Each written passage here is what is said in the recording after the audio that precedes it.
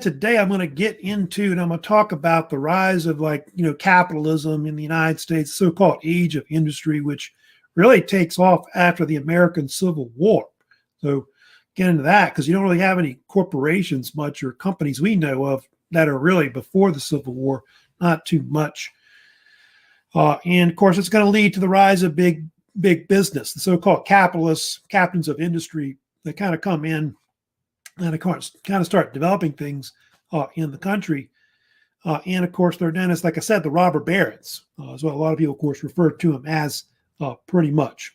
Let me go ahead, of course, last lecture, of course, I had finished up talking about the Old West. Of course, now, like I said, I'll be moving on to talk about the rise of the robber barons and all that, and so-called capitalism in America. And before if you go back to before the Civil War, they didn't have all these big companies and corporations like you think of. I think one of the first corporations to form in American history was actually Western Union, that dealt with like telegraph lines and all that. They do much with telegraphs anymore. They send money and things like that. But that was considered one of the first corporations that was founded in America. They did have like joint stock companies and things like that that did exist also as well. And most of it happens after the Civil War. That's when you start seeing, like I said, the consolidation of these big, large-sized companies that start coming out, corporations that really kind of start replacing a lot of the smaller type businesses. And previously, a lot of businesses, of course, were owned like by families, like mom and pop type operations overall, like usually family-owned towns even, or factories that they had that they ran. And so that's the kind of things that you saw, I think, prior to really the development of capitalism in the United States with the so-called American Industrial Revolution that occurs in the 1800s. They talked about in the video how, these different people that came in, these captains of industry that started everything, they were later called robber barons. These were like the geniuses that were the early capitalists that really started, like Standard Oil, Carnegie Steel Company, and all these other companies that would rise up. And a lot of them were actually from impoverished means, which is, of course, true about, if you think about what they really were. So I'll get to them later, but, you had famous men like Carnegie, Rockefeller, Vanderbilt, J.P. Morgan. Those are all famous robber barons that will be well known, that developed a lot of different industries, more or less. Iron, steel industries, shipping, banks, railroads, things like that. Those are things, of course, that, will be developed later. Oil, petroleum industry, of course, was also developed as well. I know they're given bad names, the robber barons and all that, but they do, of course, they do kind of give their money away, which is true. That's one thing. Like Andrew Carnegie gave away like something like $300 million to different charities in general. So they weren't known for being so-called philanthropists, but they were also known for their showy wealth. Like the Vanderbilts, were known for building these lavish mansions. Like you may have heard of the Breakers in Newport, Rhode Island, or I don't know if you've ever been to the Biltmore estate, which is in Asheville, North Carolina. That, of course, is a good example of what they call conspicuous consumption, where they would kind of show off their wealth to everybody. So we'll talk more about the robber barons later, but they, of course, were known for all that. All right, so anyway, I'm going to go ahead and first talk about, believe it or not, the food industry. That's one area in capitalism in America that really took off, believe it or not. And like especially around the Civil War, it was one of the first areas that really industrialized, besides like railroads in general. And the reason why the food industry was important was because the fact that basically people needed food during the Civil War, like to feed the soldiers. They needed milk, things like that. And so that's part of why various industries in the food industry had to industrialize, like around 1860s or whatever. And so I usually talk about an example of one that was real famous that really came out that was considered one of the first to really start industrializing in the food industry. That was Gail Borden. You may have heard of. You're at Borden's Milk and all that, right? Which is still around today. Borden, of course, who I believe was from New York, had moved to Texas. And milk was kind of popular. Like a lot of the Civil War troops needed it. And so he formed this company that eventually came up with what is called condensed milk, which I think was developed in the 1850s, right before the war. They didn't have pasteurization yet at this point with milk. And so this is a way to like can milk, and then people could consume it, basically. And so it was an important milk product that a lot of troops, of course, would later use during the war. Also, you had evaporated milk that would also be developed as well. And Borden went on, of course, to make a lot of products out of milk, and so on. They got a pretty good onion dip that's pretty good, I like, today. But yeah, they're of course known for that, of course. And yeah, I think the dairy industry is kind of struggling today, I know. But milk is still, the best thing really to drink that's healthy for you, I think. Also, you've got as well H.J. Heinz. You may have heard of Heinz, of course, very famous for his, ketchup. Everybody's heard of ketchup and all that. Heinz started in Pennsylvania, Pittsburgh, of course, and Heinz actually started out not with ketchup, but actually with canning, like vegetables. So that was something that they started doing a lot, which, if you're living out in the country, the best way to, have food is to can things, vegetables, fruit, etc. And so that was something he started doing on a mass scale. And then, of course, later he started, of course, developing condiments like ketchup and all that. And so he's also known, of course, the company's also known for that as well, more like a corporation, I guess, today, really. So that's another example of a type of, industry that was basically something that did that.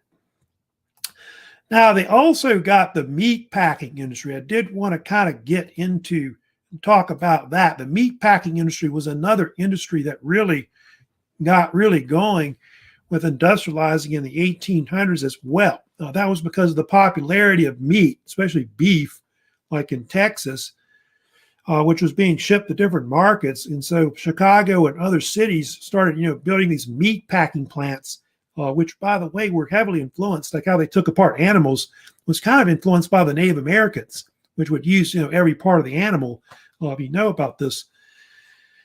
And so there were two men that were involved in doing this. It was like Philip Armour, of course, was one of the first. I believe I've got a picture of Armour somewhere. I thought I had. There he is right there, Philip Armour. Armour was considered the man that really began the whole meat packing industry. He was considered the one that invented the so-called disassembly line, where they would basically take apart every part of the animal and use it, for making different products. And it was a famous saying that he said once that he made money on every part of the pig, but its squeal. And he said he was working on it. So yeah, you can see all the things that they made out of it: dressed beef, meat canning, glue manufacturing, fertilizer, margarine, hairbrushes, buttons. So they used basically the whole hog, other animals to make things out of it. So that's something, of course, you start seeing, of course, in a lot of industries in America. You also see, too, like I said this before here, but there was another guy named Gustavus Swift, who was also very famous in the meat packing, the so-called House of Swift, they called it. Both of them are around still. Swift and Armour still, their products are still around, making, different kinds of meat products, etc. But Swift was the one that founded also the first way to ship like food, ice-cooled railroad cars. So he had those refrigerated cars, of course, and so that was a way basically to get things to the market in different parts of the country. Although some people complained, by the way, that some of his beef was embalmed. And House of Swift, as they called it, had like at least 15,000 workers. I believe Swift was the one that made more money than Armour, believe it or not. You can see at his death, he was worth $250 million from his development of his meat packing industry. You can see there with Swift, they butchered on average 2 million cattle a year, 4 million hogs, and 2 million sheep. That's a lot of animals. And imagine what it is now today. Here's a picture, of course, one of the refrigerator cars, of course, that they would ship food products, of course. And of course, later they would ship, like fruit and other vegetables and things like that would also be shipped, of course, in cars like that, trucks later as well. The only thing about the meat packing industry that's kind of bad, is that later on, they had all these lack of regulations that were real kind of health issues. And a lot of this would not be uncovered until the early 1900s when Upton Sinclair wrote a book about it called The Jungle. And under Teddy Roosevelt's administration, they would make a bunch of reforms where they would create the Food and Drug Administration. The Meat Inspection Act came out where the USDA started inspecting meat and things like that. And so that's something that really, was important later. Also, another thing that kind of came out of we study about this period as well, people across the country wanted like different products shipped to their house. So you had at first like Sears and Roebuck, Montgomery Ward, had these mail order companies where you could order stuff and then they could ship it to you, like by railroad or whatever. So you had that. Then you had like chain stores like Woolworth, Macy's, that came later as well. Those were considered some of the first companies that sold people products and all that. A lot of them started like in catalogs where people would just order stuff out of it and ship it to people. So that's something you start seeing too, throughout the country that starts kind of conglomerating as well. Right, then you've got, of course, the famous robber barons, of course, that I want to get into today and get to. Of course, I did want to talk about some of the early robber barons, of course, that were big in the country, that were, the so-called capitalists, captains of industry that were real big. And one of the first that you see that comes in that's real important is Cornelius Vanderbilt, who was, of course, affectionately called the Commodore. The Commodore was very famous for being really considered one of the first big industrialists. He was considered like an early robber baron in American history. He's one of the first millionaires, by the way, as well. A lot of them came from poverty. That's one of the things about a lot of the early robber barons. Most of them were, I think, came from poverty, except for J.P. Morgan, who I think was not. But you can see there, let me blow this up. You can see that he was born in 1794 in New York, came from an impoverished, family overall. But when he was a teenager, he came up with this idea to start a kind of a shipping company, which was more like a ferry system, pretty much, between New York City and Staten Island. And so what happened over time was that Vanderbilt eventually became like a kind of one of the first industrialists to kind of start building a lot of steamships in the country. It's like a steam shipping industry. And so that basically is where he got his nickname. And then from there, he also, got into railroads as well, because he ended up being, one of the first railroad tycoons that would kind of come to power over time. and he had different railroads. The most famous was the New York Central Railroad that he developed and controlled overall.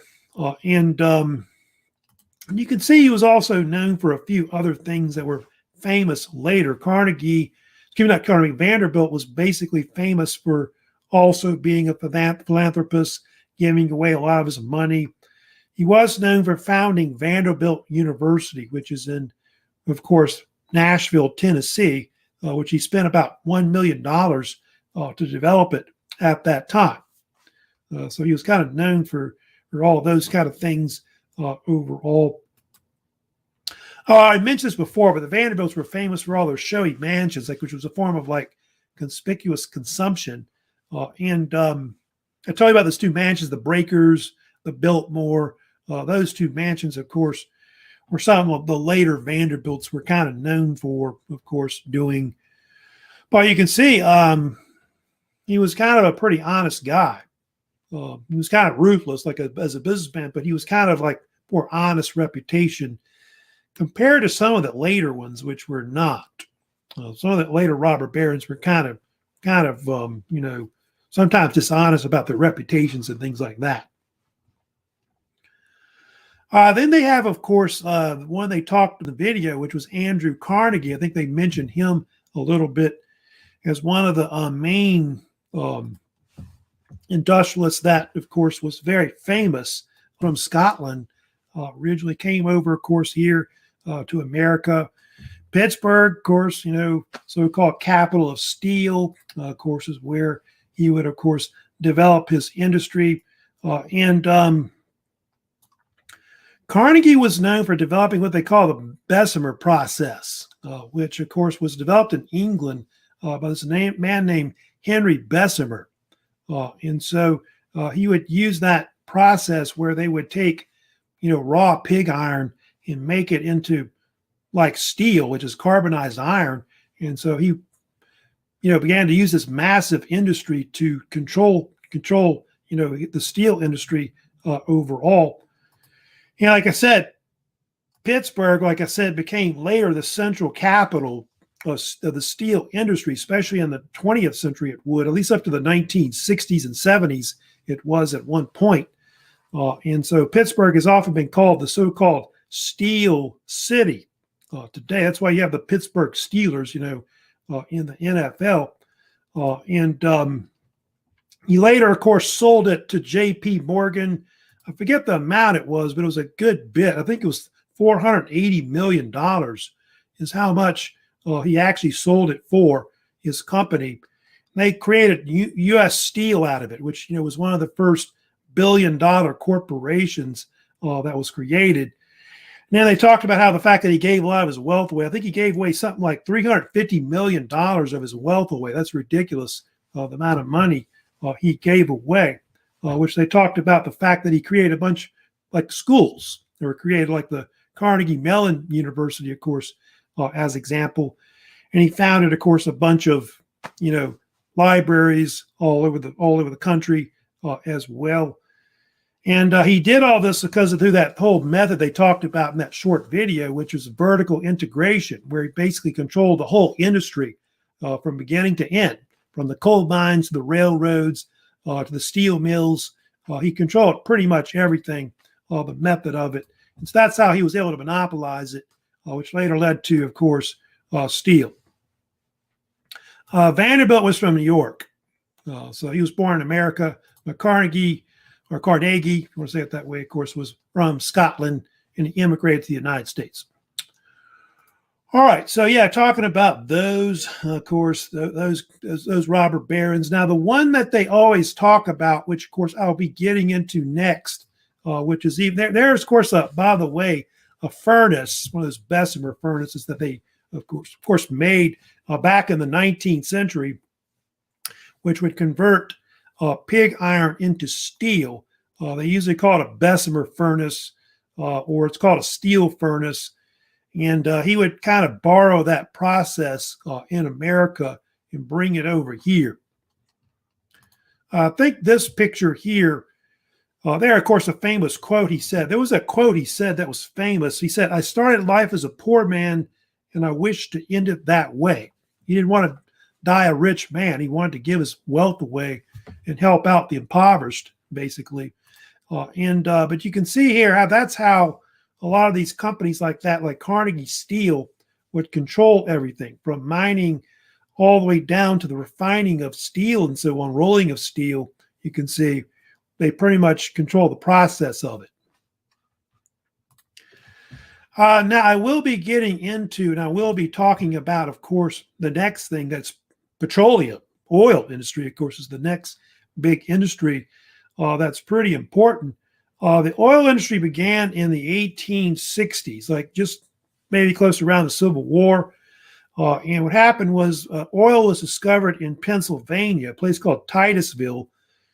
And there was this man named Edwin Drake. He was one of the first to build an oil well in the United States.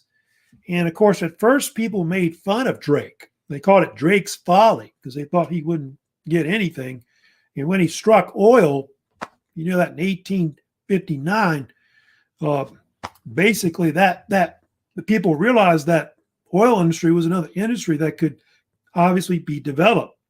There was a man named Benjamin Silliman who was a professor at one of the Ivy League schools. He was a chemist. He kind of was one of the first to take petroleum in America and make kerosene out of it, other products.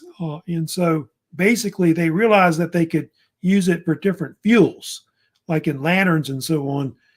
And eventually what's going to happen is that kerosene will replace whale oil from whales, which had been pretty much used as a fuel, like in lanterns for a long time, up to the 1800s. So kind of whaling will kind of decline because of that, because that was why people get whaling, to get the whale oil, that and perfume from ambergris, about that. But Standard Oil, of course, is what is the big thing, of course, that will come in next. That's going to be important. With, of course, John D. Rockefeller. Rockefeller, of course, was considered, the founder of the Standard Oil Company, which was founded, by the way, in Cleveland, Ohio, in 1870. And it was one of the first business trusts that kind of comes around and starts to really dominate this particular industry.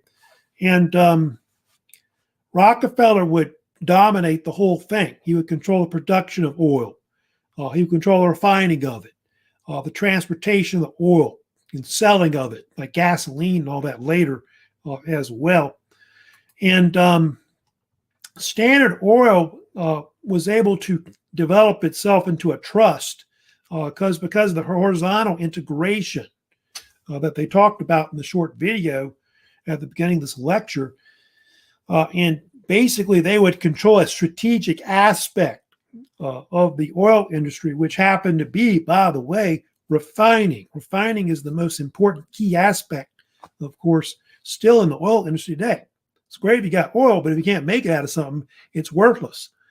So that's something he kind of started developing. And so in different parts of the country, different states and so on, he began buying up all the different oil companies that, made different products out of it. And so from there, he was able to monopolize or form a trust, which I think he had 90% of the industry was controlled by Rockefeller at one point. Eventually, it was broken up, though. You know about this. In 1911, Standard Oil of New Jersey versus the United States, Supreme Court case, Standard Oil was actually broken up. It was broken up into 34 different corporations. It's not as today. Exxon, later ExxonMobil, Shell, Gulf, Chevron, Texaco, any of those you name, it was at one point part of Standard Oil. And so all these were kind of, broken up into different ones because of the fact that it was such a monopoly in the country. And that's happened quite a lot, where different companies have been broken up numerous times in the past. We'll talk about, it's because of the Sherman Antitrust Act, the Clayton Antitrust Act, acts like that kind of ban monopolies or trusts in the United States. Here's some other images. Of course, some people joke that Standard Oil was the big octopus, controlling different things, not just the different industries like in oil or whatever, but also controlling things politically because of its, power in general. So some people joked about that it was this huge octopus, like that little cartoon that you're kind of looking at. Later on, he was brought down. I'll talk about later. Ida Tarbell, was a famous muckraker. You've heard about her later. She brings down Standard Oil with her famous book, History of the Standard Oil Company, and it will be broken up later under the, I think it's under the Taft administration, when, of course, that occurs. Standard Oil also, you look at here's of course some more history of Standard Oil. You can see Exxon was sometimes called Standard or Esso, of course, the other name that they called it. But this basically shows the difference between the vertical and the horizontal integration. You can see here that Rockefeller was able to control the whole thing because of refining right here. And then from there, because he controlled refining, he was able to control everything else: oil fields, oil storage facilities, barrel factories, pipelines, railroad tanker cars, I guess later gas stations and all that too as well. So that's how they basically did it. And of course, it was kind of done in unscrupulous kind of ways, which was true about some of these capitalists, of course, that were that powerful. By the way, Rockefeller at one point was one of the most wealthy men in the world. I forget how wealthy it was, but it was like he was worth billions in today's money. He was a billionaire, So anyway, I'm going to also talk about as well J.P. Morgan. He's another one I did want to mention about. He was also very famous in some of the early capitalists.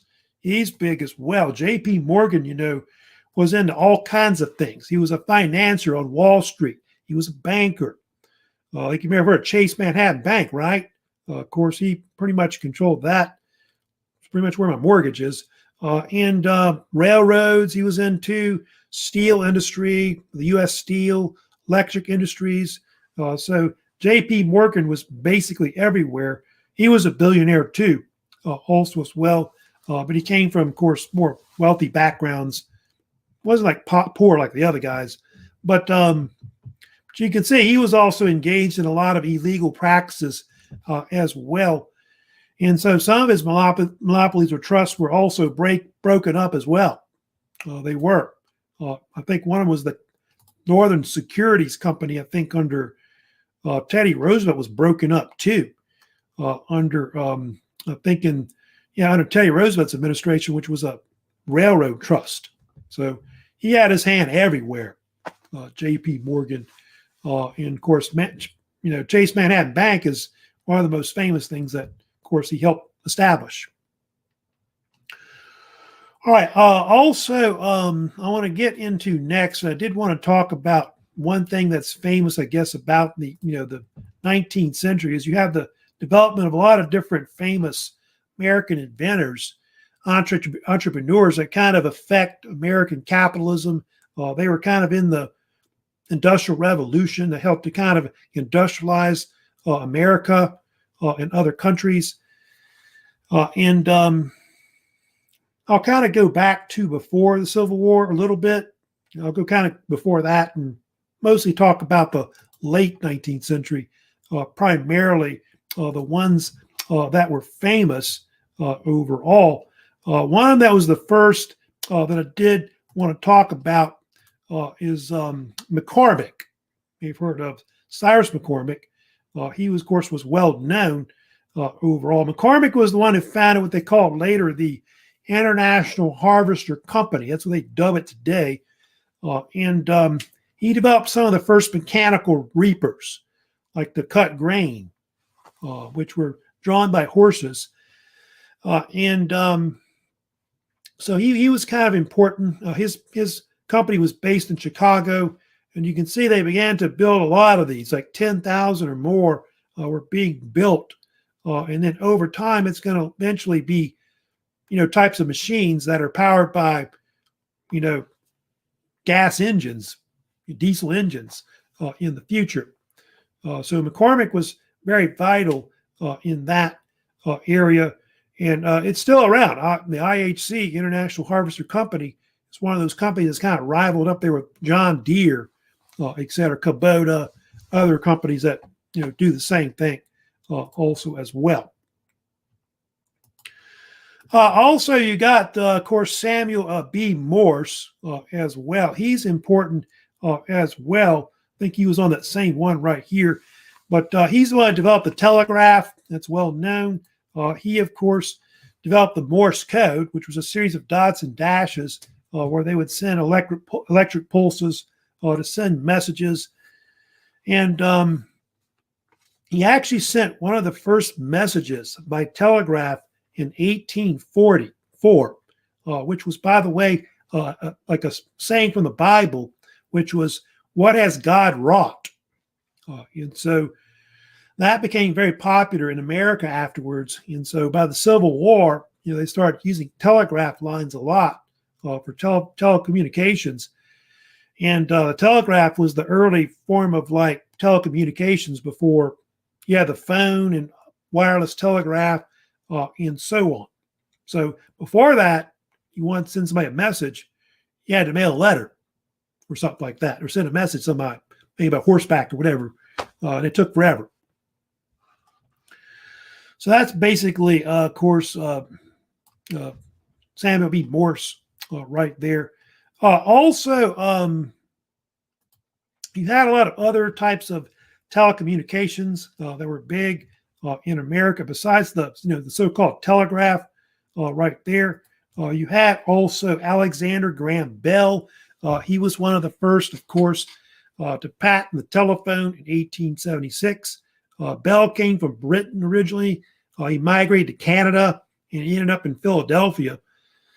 And anyway, he formed his own company later, which patented the first telephone, which was called the Bell Telephone Company. And the Bell Telephone Company was one of the first companies to basically monopolize the telephone industry. They also had Cyrus W. Field. He was very famous. He was an American that was one of the first to lay the first transatlantic cable, which connected the United States with Britain. So you had a case where you have different countries trying to connect each other to telecommunicate with each other, and with telegraph lines initially. And so that's something that Field did that was very famous also as well. You may have heard of Marconi as well. He came from Italy. So-called Marconi Telegraph Company he founded. He was one of the first to experiment with wireless telegraph, where they used like wireless radio, where they sent radio waves as for messages or whatever. And so he was known for that. And so Marconi Telegraph Company was a rival company to, say, Western Union. That was one of the first to dominate, like I said, the telegraph industry overall.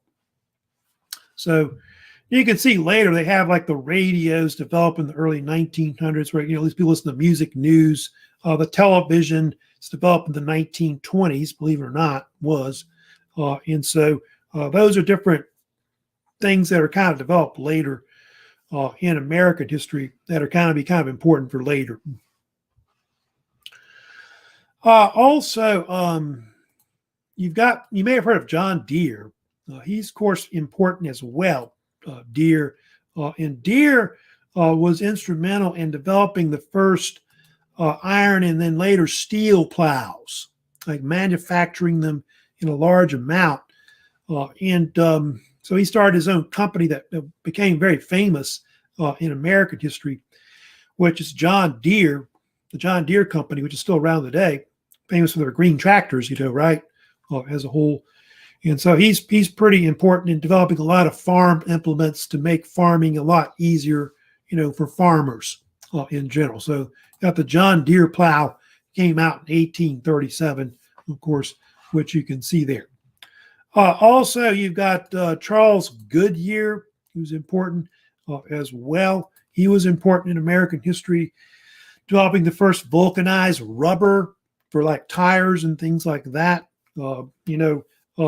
Most things out of rubber were made from the rubber plant originally, and then over time they began to develop more synthetic, rubber, starts to be developed also as well.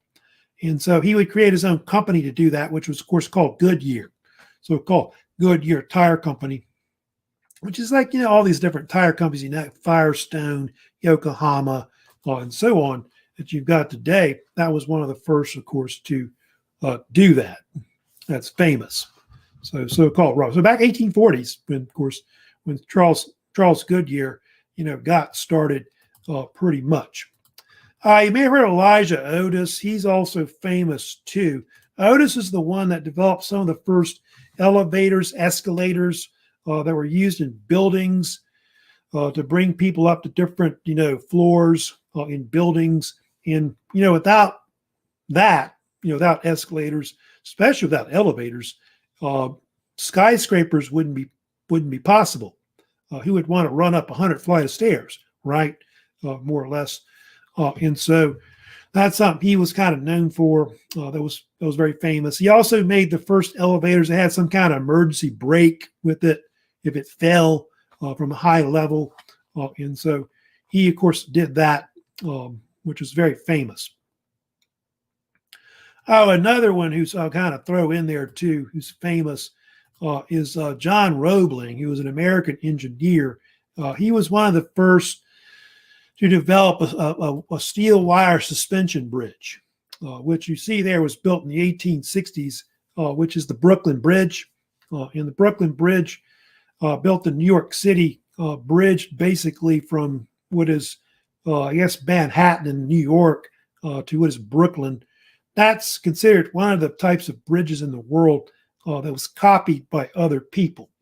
Like other companies kind of copy that and build bridges similar to that.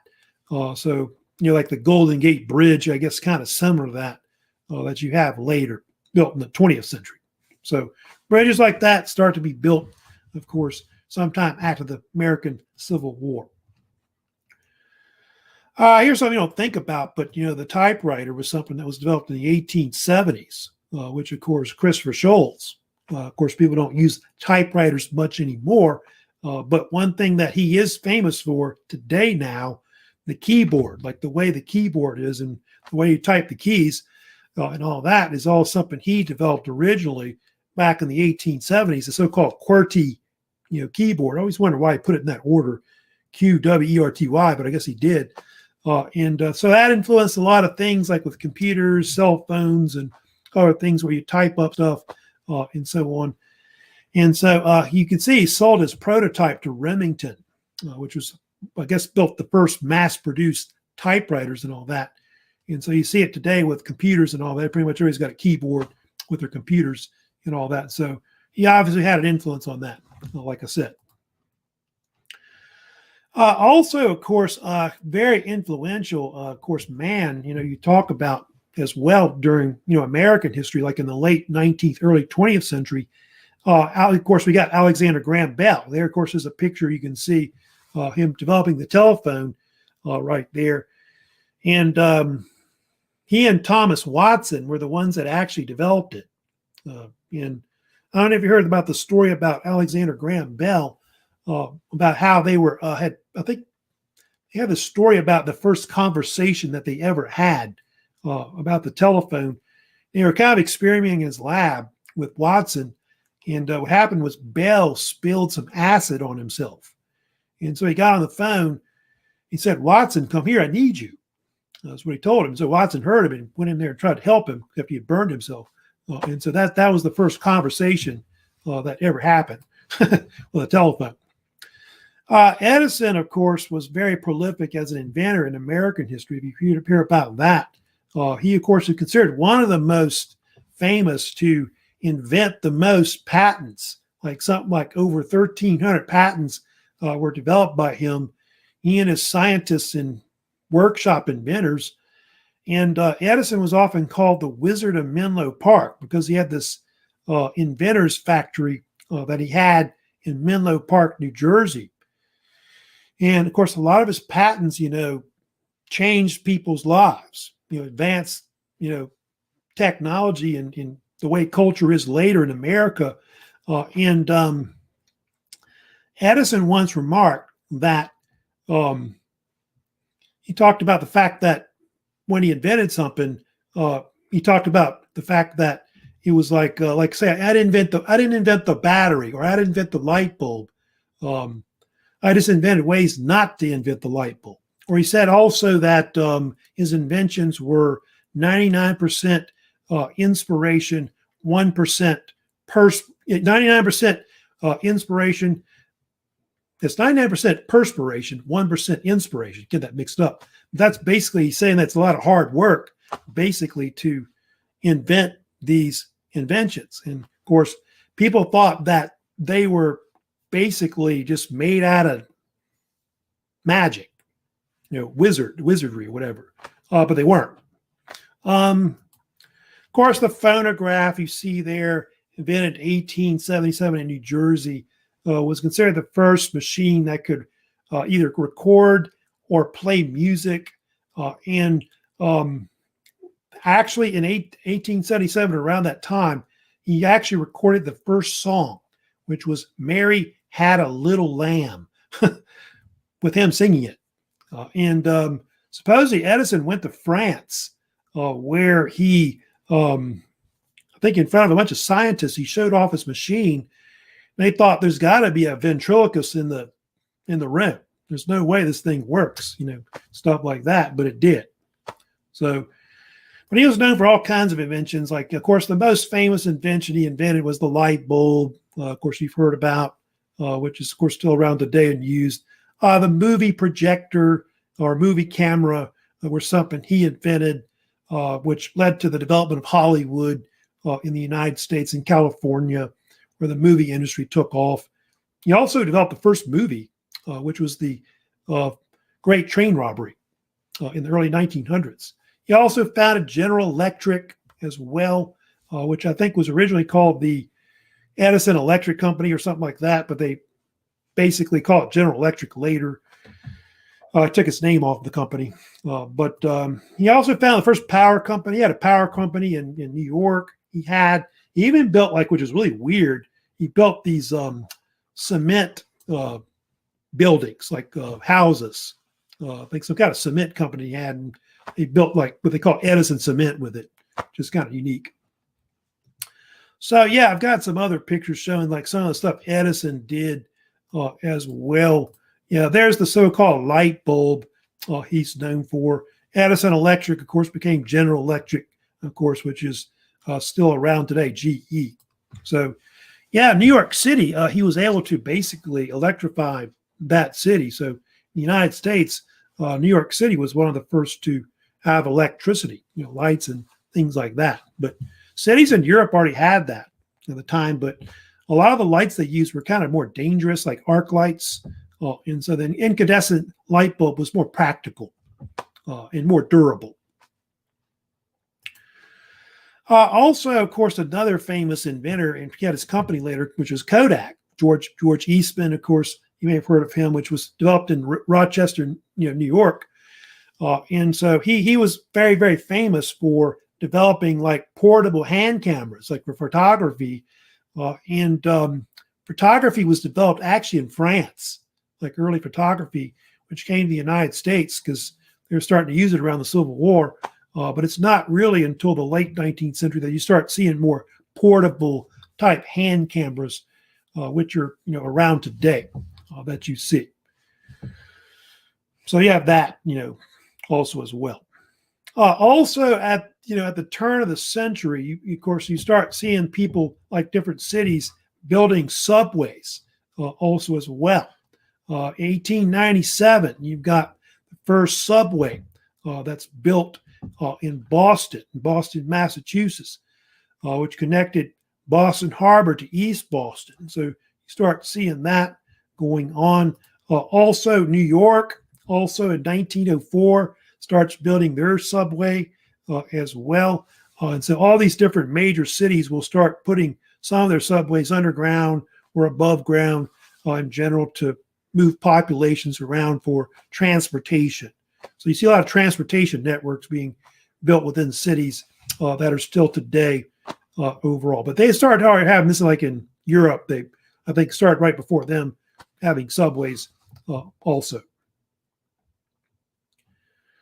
Then you've got the so-called Wright brothers I did want to mention about, who were, also part of this period at the turn of the 20th century that come in. The Wright brothers, were the ones that built the first practical airplane. It was flown in 1903. And I don't know if you know much about the Wright brothers, Orville and Wilbur. They were actually bicycle mechanics that owned like a bicycle shop in Ohio. But they heard about gliders, the fact that people were starting to fly early airplanes. And so they wanted to get on the action. And so they started building gliders, building airplanes. And so 1903, they built the first true airplane at that time, which was called the Wright Flyer. They brought it to North Carolina, where they began experimenting with it. I think over several years they kind of worked on it, I know, because it's kind of windy on the east coast of North Carolina. They flew it 1903 at Kitty Hawk, which I think Orville was the one that flew the first airplane. That's going to be important with the airplane because the airplane is going to lead to different, innovations in transportation, commercial industries, also obviously in military changes as well. Within about a 10-year period or so, you even start seeing it being used like in World War I, like in warfare, because of the importance of the airplane. Fighter planes, bombers, things like that. Then commercial aviation will take off later as well. So that's why the Wright brothers are important, of course, with that. Then I did want to mention about Henry Ford as well. Henry Ford also very important as well. He didn't invent the automobile, which is true. The Germans did, like Mercedes-Benz, as you know, was the first company in Germany to start producing automobiles.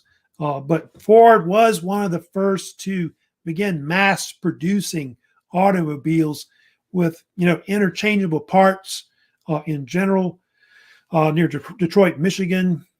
And his company, which is the Ford Motor Company, which is still around today, was one of the first to mass produce automobiles using some form of assembly line where the workers would produce a certain part of the car, like work on it each. And so his automobiles were more affordable, where they were like, I think the so-called Tin Lizzie or Model T, which they say was one of the first mass-produced cars to come out, was one of the first that was very cheap, cheaply made. I think up to the early 1900s, you could get one for under $1,000, believe it or not. And there was a joke about Ford's like Model T that you get it in any color as long as it's black. Because back in the old days, they just painted cars so they wouldn't rust. So yeah, automobiles are going to be important because it's going to, lead to also further roads being built in the United States. And then you'll also will see, people have more freedom to go wherever they want, in the country rather than having to worry about getting on a train or something like that at the time. All right. I did want to mention also Westinghouse. He's also pretty big as well in the Industrial Revolution. Westinghouse. And Westinghouse was famous for his company called Westinghouse Electric Company, which he incorporated in 1886. It's pretty big because it was one of the companies, by the way, that would revolutionize the development of, like, say, electricity in other fields. And Westinghouse was the one that kind of developed what they call AC technology, which is alternating current, for electricity. I don't know if you know about the late 19th century. They got into what they call the current wars and all that. And if you know about it, Thomas Edison wanted direct current, but Westinghouse his company wanted alternating current, AC. So they fought over this. And I guess the guy in the middle that you know about that was Nikola Tesla. He was kind of this inventor, electrician that was kind of involved with Westinghouse in developing his company. He kind of developed the idea for him. And so that became the main way they have electricity today. Radio, yeah, they would control that, and TV. If you know about it, CBS, yeah, CBS today was actually bought by Westinghouse. If you know about that. They built the first nuclear submarine later on in the 20th century, USS Nautilus. They built the camera that was used to go to the moon. They could take pictures of the moon. By the way, a lot of nuclear power plants were also, of course, built by the Westinghouse Electric Company also as well. It's usually called Westinghouse for short, of course, now. Yeah, there's one that built all the transmission lines and things like that for electricity and stuff like that, which will be kind of important, of course, later. Then you got George Washington Carver. I did want to mention as well, kind of throw him in there too, as someone who's kind of an important entrepreneur and also in agriculture later on that we have. Carver was very famous. He was a scientist in the agricultural field who was at Tuskegee Institute, later called University. And he was important in trying to get farmers to grow other crops. Because if you know about in the South at the time, everybody wanted to grow cotton. But because of the boll weevil epidemic that occurred, other products were kind of needed to be developed and to grow other things. And so he popularized the idea of people growing like peanuts, sweet potatoes, soybeans, which is big here, pecans.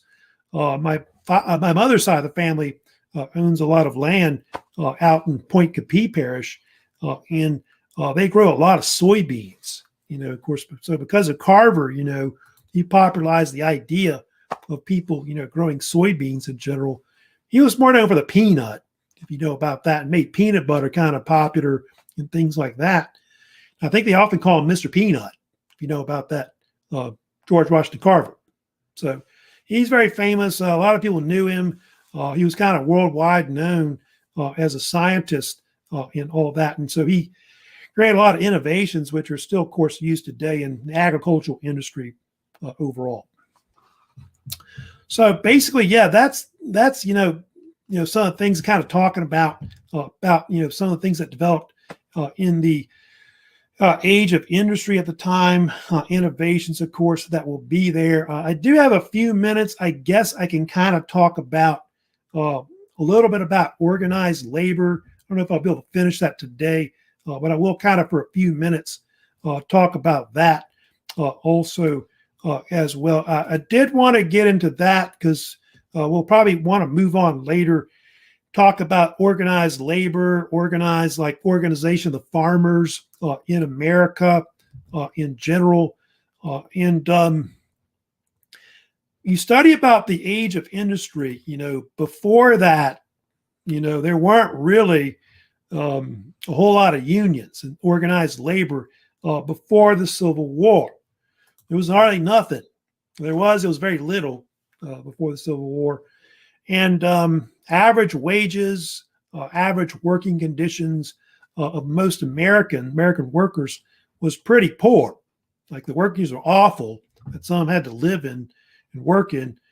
And the amount of money that they made was hardly anything. I think the average person, like maybe a skilled laborer, might have made like something like $20 a week. But if you're unskilled, it was more like $10 a week. That's probably 6 days, working 6 days, maybe even 7 days a week also as well. Hardly any time off like we have now. So yeah, no unions, no health insurance, no workers' compensation if you get hurt on the job. They just replace you with somebody else. You know, if you get hurt or like you want to do a strike, they just replace you or something like that.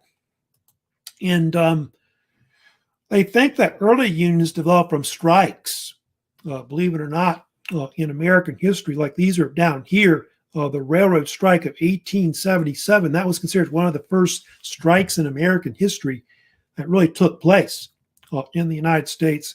Homestead strike, you may have heard of that, which was at one of Carnegie's steel mills The McCormick strike in 1886, which turned violent with the Knights of Labor. The Pullman strike in 1894. That was another strike that was in Chicago. That was also, well, McCormick was in Chicago also as well. There were some that were pretty radical before really unions took off. There was one that was called the Molly Maguires. That you may have heard of this group. They made a movie about it with Sean Connery years ago that's well known about it. And the Molly Maguires was this radical, kind of like an early union of miners that were in basically Pennsylvania. They were Irish, who I think came over from Ireland. They were called the Ancient Order of Hibernians, and it was a secret society. Anyway, they turned to violence, using violence basically against the miners owners to get more rights. And so they destroyed mine property. They beat up loyal employees. They even murdered some people as well. They tried to use intimidation to see if they could get more wages and better working conditions. It kind of backfired. And so a lot of mine owners had to bring in like detectives, like the Pinkertons, to basically break it up. Like I think there was a guy named James McParland, who was famous for the Pinkerton agency at the time, had to come in and actually break it up. That was like considered like an early form, which, really didn't work, that kind of thing. But some of the early unions were kind of violent, the way they worked. Of course, you hear about some early types of organized labor in the country that you have. There was one called the Knights of St. Crispin that came out. That was like a union of shoemakers that developed in Wisconsin, but it became more popular up in the Northeast, like your big cities like Philadelphia, I think, where it kind of took off. I know Boston, New York, especially among the Irish, etc. I know, and that was one that was formed. They think right around the Civil War, maybe, but then it took off by the 1870s. They made boots, they made shoes, and there was even a woman's version of the Knights of St. Crispin that was called the Daughters of St. Crispin as well. A lot of these, I think, didn't work. They kind of faded. Then there was another one, of course, that became more well-known. Probably one of the first that's really famous in American history is the Knights of Labor that took off, which happened right sometime in the late 19th century. The Knights of Labor was a type of labor union founded in Philadelphia in 1869. Uriah Stevens was believed one of the founders of it, who was a Philadelphian tailor, made clothes. And the Labor Federation was a type of organization that was basically for all workers. That was the whole point of what it was for. However, it was very secretive. They had to keep it a secret that they were, involved with this union, or they would get fired by their employers. And the Knights of Labor was really kind of radical compared to some other ones, of course, that were later. And they wanted to organize by everybody, not just, skilled labor, but unskilled labor, male, female, all different races, black, white, whatever. So they wanted to have one big union for everybody, pretty much. They wanted an 8-hour workday. They favored arbitration or bargaining with employers. So they were one of the first to kind of come up with these ideas, basically as a union. But what happened to them was they became unpopular because of an incident that happened, which was called the Haymarket Riot, or also called the Haymarket Affair, which happened in May of 1886. Anyway, in Chicago, they were doing a strike, some kind of labor demonstration to get an 8-hour workday, which had to do with the McCormick Works, which is later International Harvester Company. They wanted to have an 8-hour workday. as the workers. And so they went on strike. However, somebody threw a bomb into the crowd, and it killed some people, including, I think, some police officers died, including some workers. And so they arrested a bunch of people, and they were put on trial, and 4 were hanged for it, for this so-called affair. It's called, by the way, the Haymarket Affair because it occurred in Haymarket Square in Chicago. Anyway, it caused a lot of people afterwards to kind of turn against the labor movement. They didn't trust it right away. And so that was kind of a problem. It would take years, for people and I guess the government to kind of support the idea, of having these, organized labor unions in companies, of course, where corporations would be obviously, didn't trust them either. They also had the AFL. That, of course, if you study about American history when it comes to, labor and general labor organizations or whatever, the AFL was considered to be one of the first major ones that organizes that's around for a long time. Now called the AFL-CIO. And it was founded by this Dutch Jewish man named Samuel Gompers, who came from England, came over to America in the 1800s, and he founded the National Federation of Labor in 1886. It was actually founded in Ohio, Columbus, Ohio to be exact. And one thing that's different about his, union, if you know about it, was they began to organize workers based on their craft guild. That should be guild, by the way, where they began to basically divide workers up into whatever their craft is. So basically, if they're like a blacksmith, they would be all unionized with blacksmiths. If they were a steel worker or whatever, iron molder, probably, I guess, or whatever, pipe fitter, that's what they would be organized as. Plumbers, whatever. So they would organize everybody based on whatever their skill is overall. The AFL was a moderate conservative type union. So they preferred to use walkouts, boycotts, arbitration, things like that, over maybe using kind of strikes or any kind of violence, of course, towards like the companies that they're working for and all that. And over time, what happened to the AFL was that it was merged with the Congress of Industrial Organizations, that you may have heard of, the CIO, which also began to unionize workers on industrial trades, like working for factories, working for like, chemical plants and things like that, plants or whatever. They began to organize people like that. But that wasn't found until 1935 by John L. Lewis, who also, by the way, had been involved in the United Mine Workers Union, 1935. So the AFL is important. They also, force a lot of employers to move towards the 8-hour workday in general, and also forcing companies to give employees health insurance, workers' compensation, things like that. And that's something unions are going to, be doing more or less, and forcing companies and corporations to do that later. Then they have, of course, they're of course more on the AFL if you want to look at it later with that. So they have like obviously a lot of members, over 1 million members by the early 1900s that you can see. Now you had also the IWW, which of course is the International Workers of the World. They're also very famous as a type of organized union. And of course, this particular union was a socialist one, is what they're kind of known for.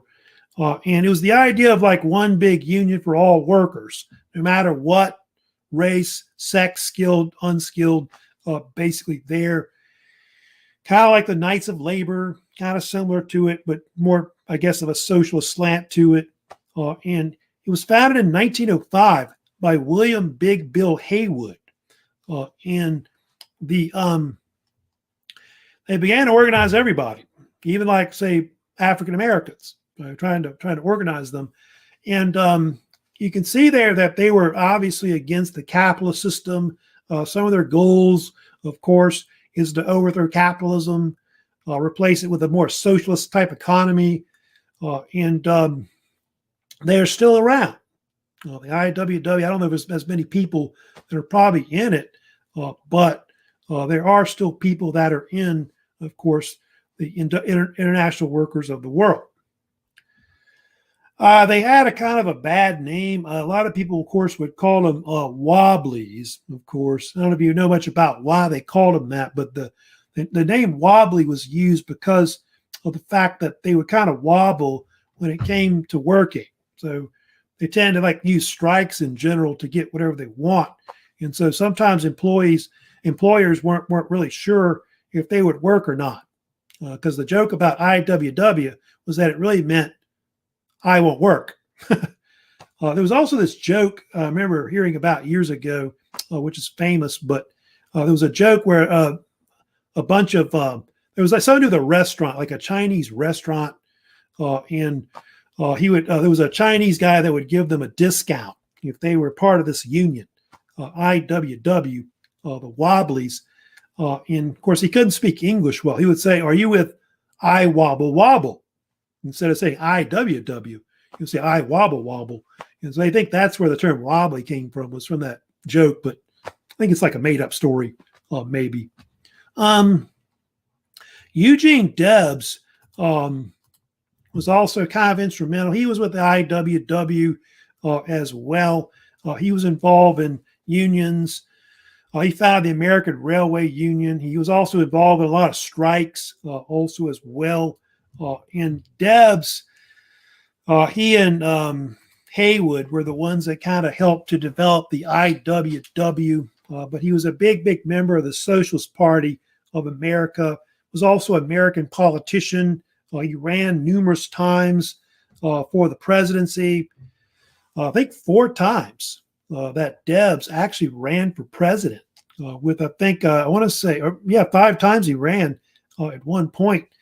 1912, he got 6% of the vote, close to 1 million votes that voted for a socialist, probably the most in American history overall. But socialism, its big heyday was around World War I, or right before World War I. But socialism is just not a popular thing today. Even if Bernie Sanders was running, I still think people wouldn't really want it, more or less. So anyway, that's just some stuff, of course, but some of the early unions that were founded in American history, they were all part of, like I said, the age of industry and capitalism is kind of starting to kind of develop early on in the late 19th century, I guess. So that's pretty much it for lecture-wise today. I'm going to, of course, move on later in the week on Friday. Of course, I will be talking about the rise of like organized farmers, the populist movement. I'll talk about progressivism as well, which becomes very popular. If I have any time, I might get into talking about the rise of imperialism in the United States, which starts in the late 19th century.